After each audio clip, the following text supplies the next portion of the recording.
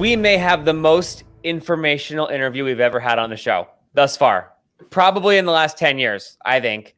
Dr. Raj Chand is the Chief Medical Officer of INOVA Fair Oaks Hospital. Kelly, probably the smartest guy we've ever had on the show, right? We'll see. Most likely. Welcome.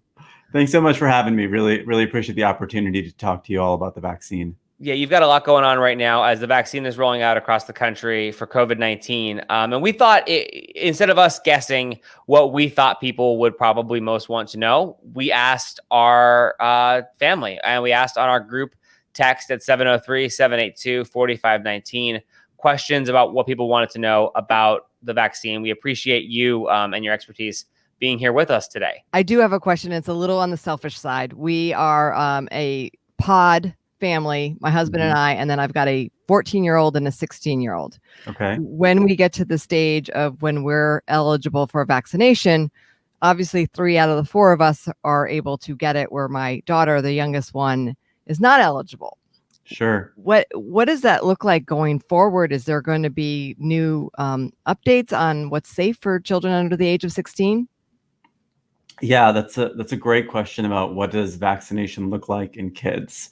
So the Pfizer trial looked at populations 16 and above, and we are studying the vaccine in kids under 16, but I think the jury is really far out on that right now. And I think with the pandemic, it's so hard to look, 9 months, 12 months down the road, because the world is so different on any given day. I think our focus right now is really getting the people that are in phase 1A and 1B vaccinated, and then 1C, and then eventually from there. So I think while that's a really important question, I think it's one that's still being researched in kids. Well, my suspicion is the vaccine will be safe. Given what I'm seeing in adults, I think it will be very safe in kids. That's great to hear. I mean, and you're absolutely right. Like, who knew, 10 months into this whole thing, we would be talking about a vaccination. What a wonderful world that we live in, that it's just moving at warp speed, though. Yes. Yeah, absolutely. So, doctor, question from Erica in Vienna. What side effects can people experience? Are they experiencing? Her husband's a mailman in Group 1B in Fairfax County, so getting that vaccine. What have you seen as far as side effects? Yeah, so the side effects, and there's essentially 3 different vaccines that are out there. There's the Pfizer, the Moderna, and the AstraZeneca Oxford. But most of what people are going to see right now is the Pfizer and the Moderna vaccines. And the side effect profile really is essentially very similar. On vaccine number 1, it's usually that your arm is sore. And I've had both vaccines now, so I can speak from personal experience. I had the second vaccine on Friday, and what they describe in the papers is exactly what you see in real life. And I've heard from multiple friends who are physicians and nurses that their experience was very similar to mine and to what's described. So vaccine 1, you're a little bit tired, your arm hurts, and then that gets better after 24 to 48 hours.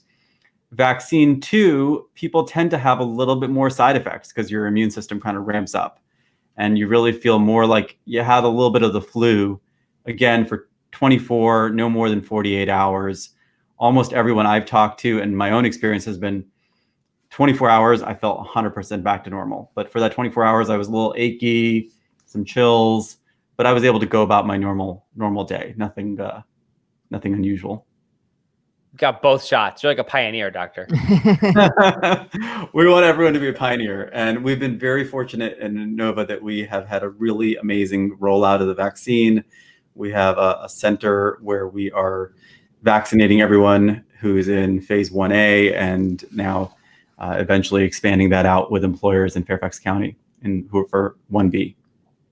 Question came in from Carol in Manassas. What will we be seeing? Will you be saving vaccine for the second dose, or using it all now for the first dose? How does it work, like, logistically? Yeah, that's a very common concern. Will there be enough for me for the second dose? And the answer is absolutely yes. The vaccine supply is quite robust.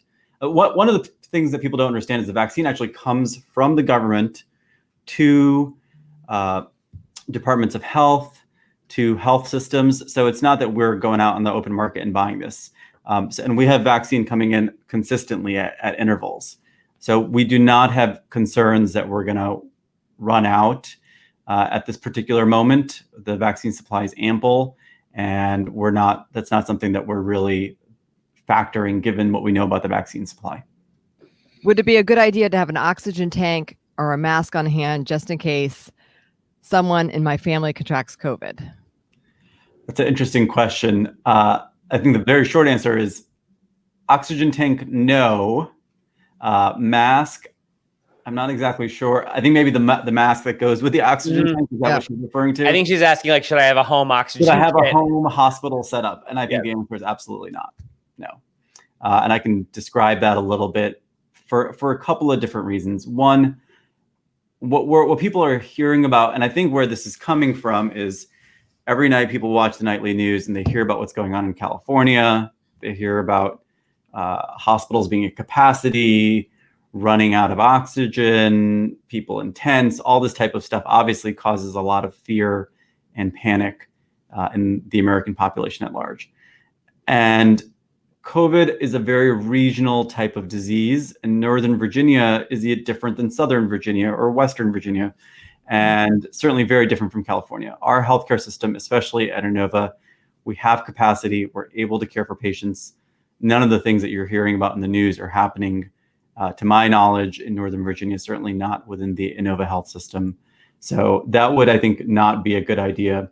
And also, if you're at the point where you need oxygen, it's really important for someone who's a healthcare provider and professional to be monitoring you in case you need more or different therapies. So this is not a DIY type of project. That's a really great thing to hear because, right, you see on the news, oh, California, and you wonder, like, could it happen here? Right. I know INOVA's, got such a great network across the region, and also you've been working with other hospital systems. Yeah. It would have to be a pretty ridiculously catastrophic situation for us to get into the situation California is in, right? Absolutely. Yeah. And I'm hopeful that we're going to start getting past that a bit, because a lot of this surge, I believe, has been driven by people getting together for Christmas, getting together over the holidays, the New Year. And as we get further into January, my hope is that spike is going to start to come down. We see on the news every day, like, Virginia's positivity rate is X and DC is Y and Maryland is Z. What does that actually mean? And what numbers are, like, alarming? That's a really relative. So what it actually means is, of all the tests that are being done that get reported to our health departments, what percentage of those come back positive? And it really depends both regionally as well as kind of different numbers mean different things throughout the pandemic, only because now the ability to get a test is a lot different. You don't have to come to a hospital to get a test. Mm-hmm. I actually had a fever in March, middle of March. I woke up one day with a fever, and I had to get a test. And the only place I could get a test was the emergency department. So I had to come to my own emergency department, get a test, and be in quarantine for 5 days. But now you can get a test everywhere. Fortunately, I did not have COVID. I had the flu. But that whole process is a lot easier now than it was in the past. On to the next one. So Doug in Ashburn wants to know, if I get vaccinated, does that mean I am now immune to catching COVID?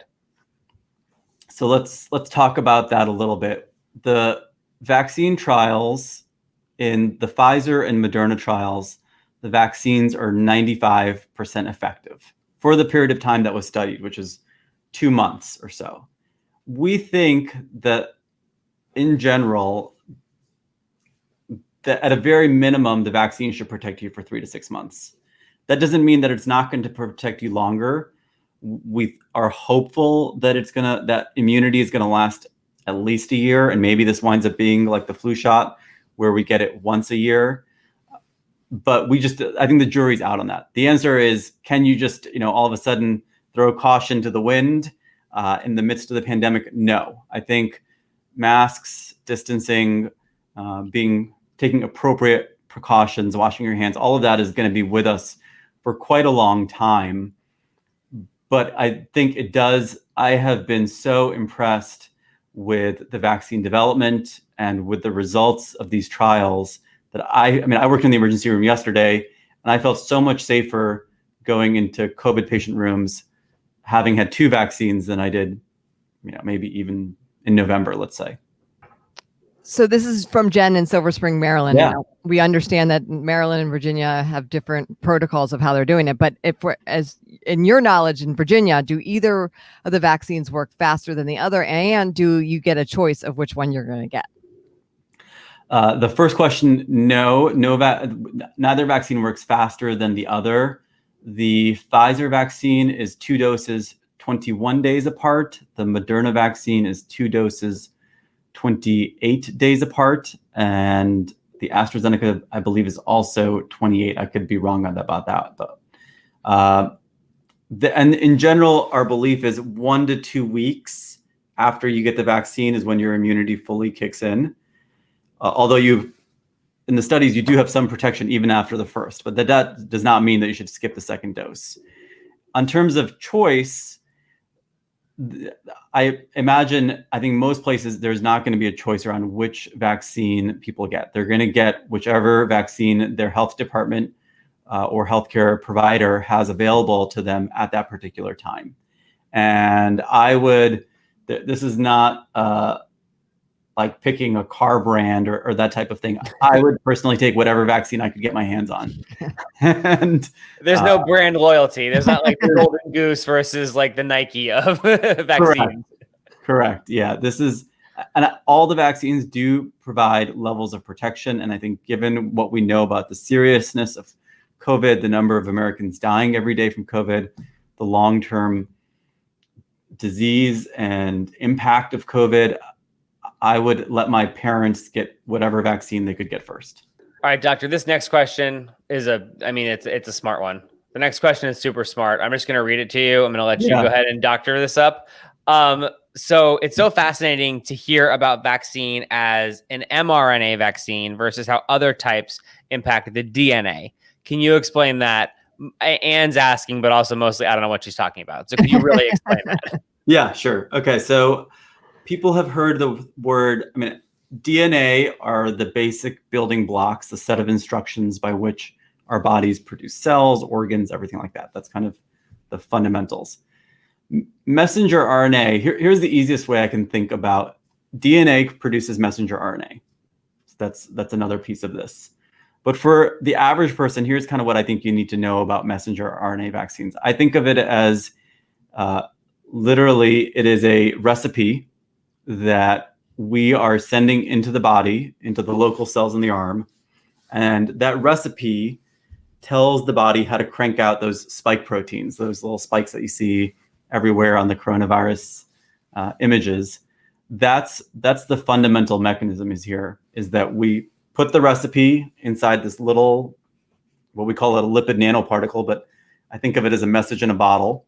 And then that allows it to get into the cell, into these little factories that produce protein.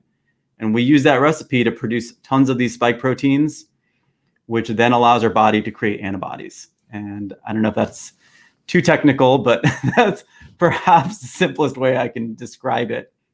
Makes it does not impact the DNA. This is not going to this is not going to turn you into a zombie or a mutant or X-Men or any of those types of things.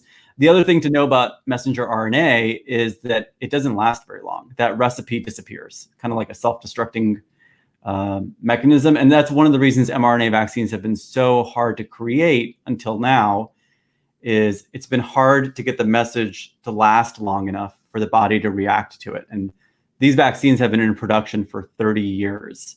It's been a very long journey to get us here. We just happened to get lucky that this particular vaccine worked at this particular time. You know, we touched on this a little bit in the beginning of the interview, but in your best guess, when do you think the rest of the population, particularly in Fairfax County, that's what Mari wants to know, will get their vaccine? That is a really hard question to answer. I don't have a clear answer on that, unfortunately. It will be after the other phases of this vaccine. Fair enough.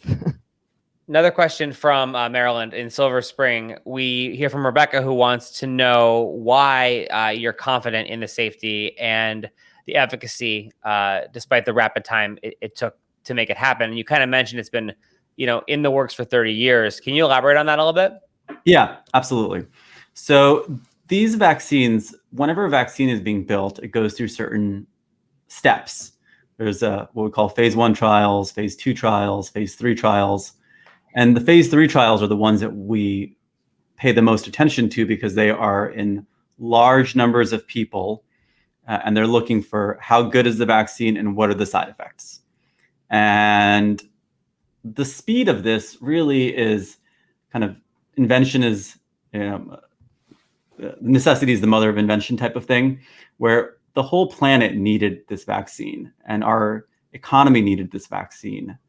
And so both our country and the world at large made huge multi-billion-dollar investments in this vaccine and vaccine trials and these companies. And with that much focus, that many people, that many dollars being focused on creating these vaccines, that's really what allowed us to do this so quickly.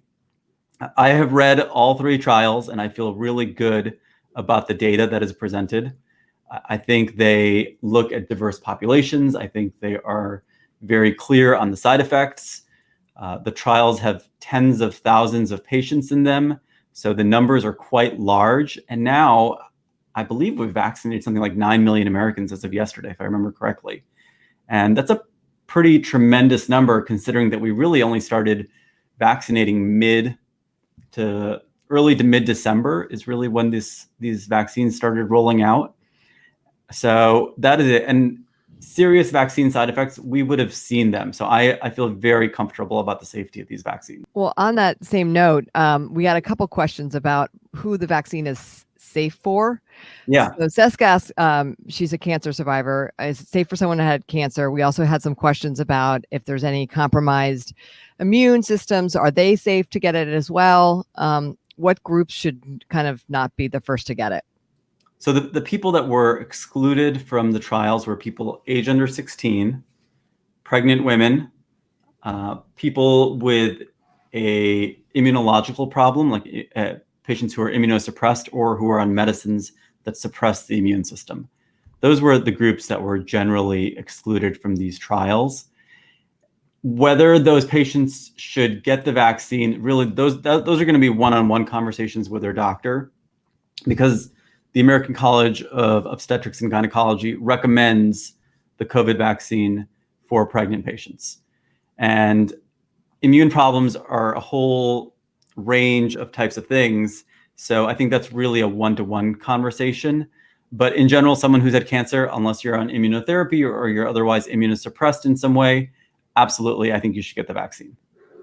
Talking to Dr. Raj Chand, the chief medical officer, right? Chief medical officer of INOVA Fair Oaks Hospital. We got actually surprisingly some questions from people. We didn't realize how many folks in our own Tommy and Kelly family have had COVID. We've gotten many people who said, I've had it and I have questions now. If you've had it, how long, Kimmy Lorton wants to know, how long are you immune? And, does it affect how long the immunity goes? Should someone who's had COVID get the vaccine? Where does that all fall? Yeah, Kimmy asks a lot of great questions. There are a lot to unpack. If you knew Kimmy, she normally does. I don't, but I can see she's thinking, which is fantastic. So how long do you have immunity since you've had COVID?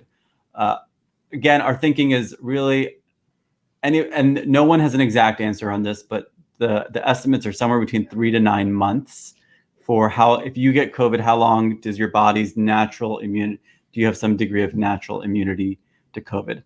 That seems to be the general thinking. It's a pretty broad range, I recognize.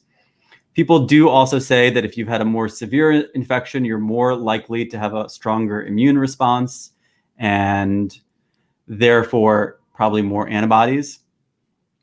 And the other question, which Kimmy didn't ask it, but I think we should touch on because it kind of builds on this, is a lot of people, as you mentioned, have had COVID, and when should they get vaccinated is generally one question I get, and then the second is when should they get vaccinated? That was Robin in Gaithersburg. She's next on that one. Absolutely. So the answer is, if you've had COVID, yes, you should absolutely get vaccinated, and it's because the vaccine actually produces a stronger immune response than the natural disease, which is really surprising. Because in most diseases, the actual disease produces a stronger immune response. But our thinking is that the immune response from the vaccine is something like 5x to 20x the normal immune response from actually having the disease. So it's a very strong immune response. You're going to have a lot more antibodies by getting the COVID vaccine, which is why we say you should get it. The timing of that is generally recommended to wait at least 30 days, but potentially you could wait as long as 90 days, assuming, we presume that you have immunity for at least 90 days. So, but I don't see any harm in getting it after 30 days. So, Doctor, we're in Group 1B now. Just so everyone knows, what does that mean? Who is that? How is it going to be distributed throughout 1B, and who are they? Yes. So Virginia is now entering phase 1B at the direction of the governor and the State Department of Health. And that is a very large group of people. And I'll describe there's three big categories in 1B. There are people who are 75 or older. There are people who live in correctional facilities, homeless shelters, or labor camps, migrant labor camps. And then there are the essential worker categories, which are huge. So if you think about police, fire, hazmat, corrections workers, everyone who works in K through 12 education. If you think you work inside the walls of a school, that's that category. People who work in food and agriculture, including grocery store workers, transit workers, manufacturing, mail carriers, certain government officials. All of those folks are included in 1B. And so you can imagine that it will take some time for us to get all Virginians and DC Marylanders who are in those phases, who are in those categories, to get them vaccinated. It's going to take some time. We're going to ask for your patience. And I think the more people talk about their positive experiences with the vaccine, with the experience of getting vaccinated, with how they felt, I think that will help us gain societal trust. Tommy and I were talking about earlier this week, we saw the announcement that INOVA is handling the vaccinations for Fairfax County. I'm sure you're doing a lot of other things, but specifically Fairfax County and all the teachers and administrators in the public school system and the private schools. Yeah. Logistically, the number is sort of around 40,000 people that will start on Saturday. And I guess the prediction is for about 3 weeks. How do you do that? Yeah. So we have put together a unbelievable operation at our vaccination center. And that center has a full logistics team. It has over, I believe, 30 stations where we are vaccinating people. And we have the capacity to vaccinate, I believe, this number seems to increase every time I have a conversation, but I believe it's currently something like 1,500 to 2,000 people a day. And we're running, I believe, from 7:30 to 5:30ish. So 10 hours a day, we're doing 2,000 people. And that is going to expand. And we are looking at other locations. We're starting to open up some other locations. So we have a lot of expertise. We have a lot of team members who are volunteering their time, who are putting aside other work to make sure that our communities are getting vaccinated. Question on one part of Group B that you said, obviously not asking you like the social or political why, but the medical why on prisoners, people who are incarcerated. Is it because they're just so close to each other? What's the medical reason for that? Yeah, the medical reason for that is precisely what you just mentioned, that they're a population where physical distancing is challenging. We know that COVID-19, if you think about most people in your friend circle, family circle who've had COVID-19, once one person in the house gets COVID-19, everybody gets it. And it's the same thing in prisons. And we worry about the impact from a public health perspective that would have in terms of those prison populations, and also then downstream on hospitals. And if you live at the former Lorton prison, that doesn't get you in Group 1B. It has to be an active prison. Yes. Dr. Raj Chand, the Chief Medical Officer of INOVA Fair Oaks Hospital. I cannot believe you put up with us for this long, but we so appreciate your time and taking the questions from our Tommy and Kelly show family. They asked questions that we wouldn't even thought to have asked, and I appreciate your patience and helping us get accurate, medically sound information out about the vaccine. It's been a fantastic conversation. Really enjoyed talking with you guys, and you guys have such a great audience.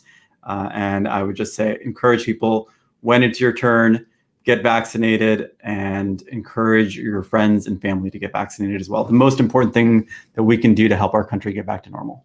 Don't be a stranger either. And my goodness, thank you for all the work that INOVA and medical health professionals across the country have been doing. The last year, I can't even imagine who will play you in the movie. Brad Pitt, always Brad Pitt. Perfect. All right, thanks very much. Thanks a lot, doctor.